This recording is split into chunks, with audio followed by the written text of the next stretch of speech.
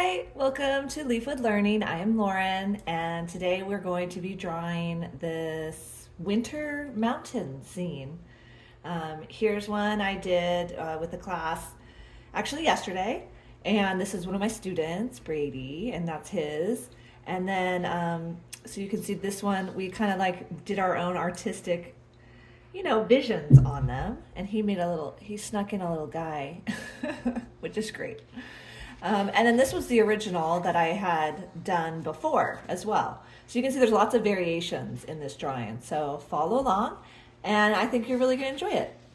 So what you need is a white piece of paper, a black pen. My favorite is this Uniball Signo. It just glides on so easily. But Sharpie, small, thin Sharpies work as well.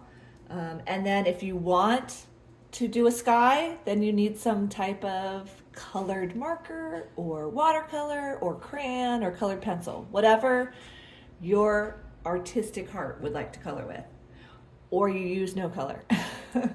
Okay, so we're going to put our paper up and down, and the first thing we're going to do is we're going to do our upside down V's for our mountains. Actually, no, we're not. You know what we're going to do first is we're going to do a squiggly horizon line. I do it going from one side of the page to the other, anywhere from half to a third on the page, okay? So I'm gonna start here and I just squiggle from one side of the page to the other. I don't want a super straight line.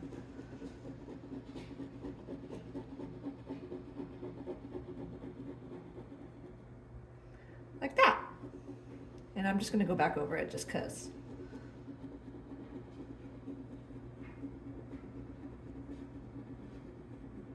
So like a messy straight line that goes across your page.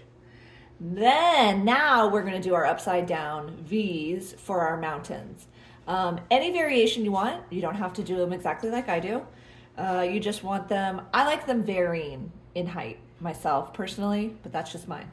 So I'm gonna start from one side of the page, about halfway up from my horizon line is going to be my first mountain. And it's pretty peaked. And then I'm gonna stop, I don't know, maybe there, like about there.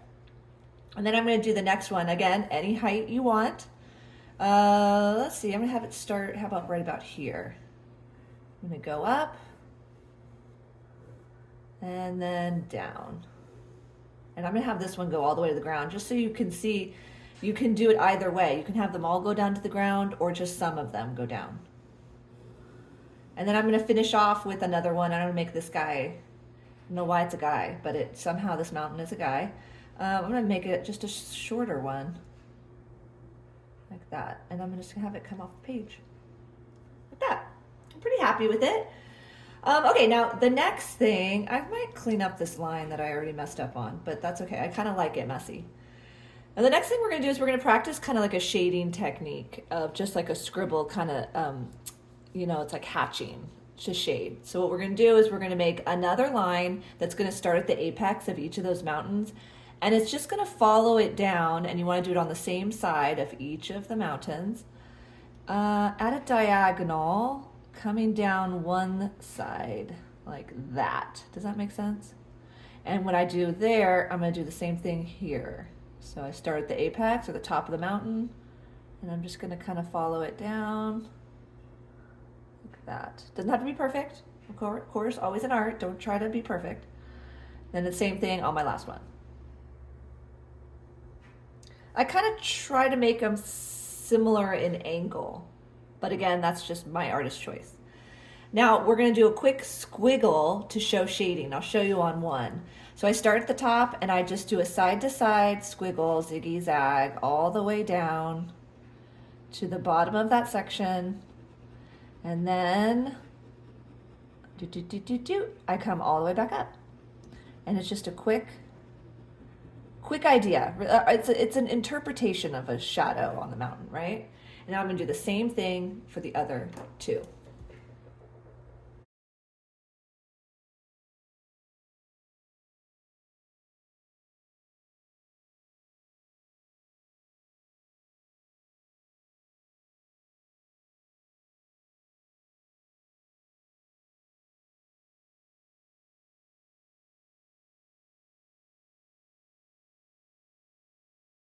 So I got that type of shadow done. Now we're gonna do an impression of the mountainside with like shadows on it.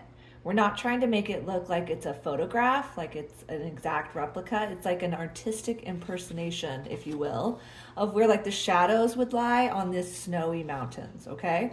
So what we're gonna do to show them is what we're gonna make is what I call a flattened squiggly oval anywhere you want on the mountains, okay? So here's what I'm talking about. Here is a squiggly oval and it's flattened. And then you do the same type of like shading, the squiggly back and forth zigzag hatching to show where a shadow might be, right? Because a mountainside most of the time are going to have crevices and rocks and shadows coming around on it, okay? So you're going to add as many of them as you can see in your imagination on your mountains.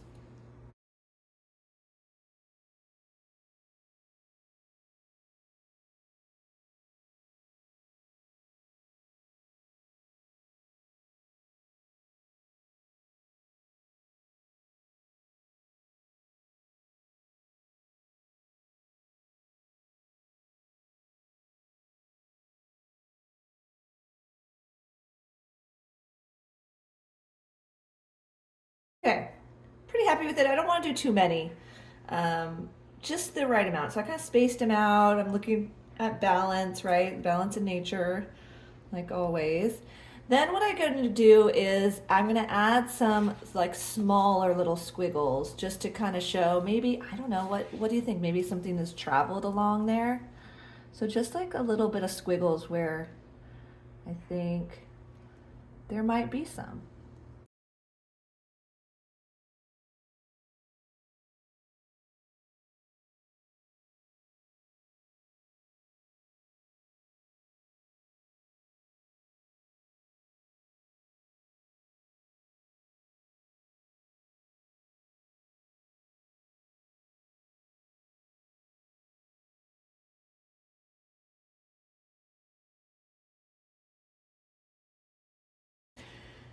So we've done our background. Now we're gonna work on the foreground here. And again, we wanna make this quick. So I'm just gonna show one and then you're just gonna kind of go and do your own. So we're gonna make squiggly trees. So I like to do just like a little snow mound right there, maybe, right? And it's gonna trail off. And then I might stick a tree here. So I'm gonna draw a straight line up and then one maybe right next to it. They don't have to be the same height. So I'm gonna make it like that. And then you're gonna start at the top and you're just gonna squiggle, scriggle, scratch down. They get a little bit longer as they get to the bottom, and then I like to flatten them out a little bit. And I do the same thing on this side, shorter, and then as I come down the tree, it gets longer and longer. And then maybe a squiggle up the middle. Boop, boop, boop, boop, boop. And then, pardon me, then you just want a little shadow underneath. And that's a quick tree, right? I just don't like this part. I'm gonna fix that.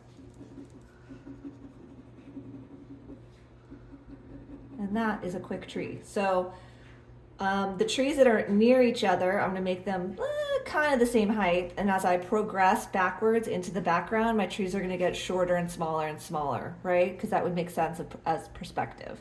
Tall, then it's getting a little bit shorter, a little bit shorter, a little bit shorter, and then they almost become just squiggly little triangles in the background, okay?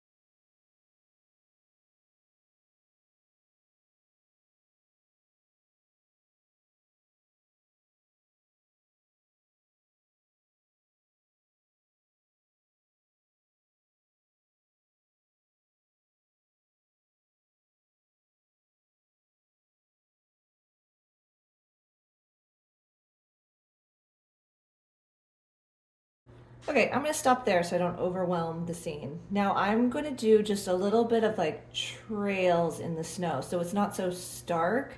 So kind of like what I was doing there, I'm gonna do a little bit back here on closer to the horizon line, almost like maybe the shadows of the mountains or something up in the sky that's casting a shadow possibly.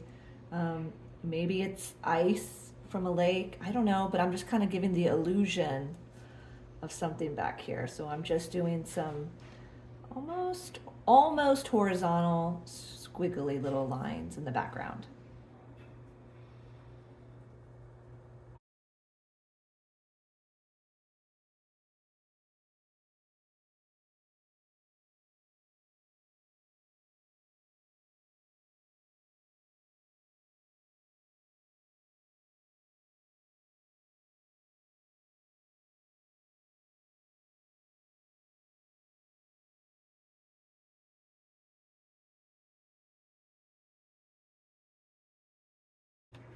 Okay, I'm gonna stop there, and at this time it's up to you. Again, it can stay black and white, or I'm gonna add some color. So I got a sky blue marker, then I'm gonna go ahead and I'm gonna do the top.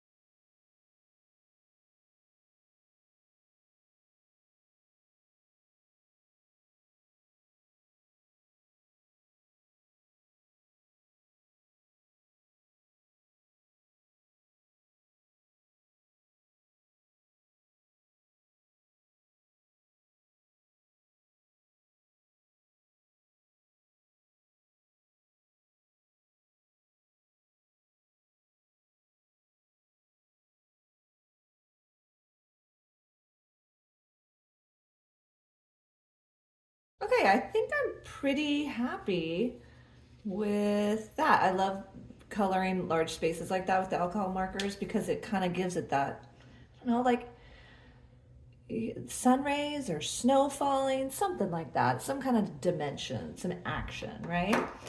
So that's it. That is my snowy mountain winter scene. I hope you like it and try it. And thank you for following along. And as always, keep arting.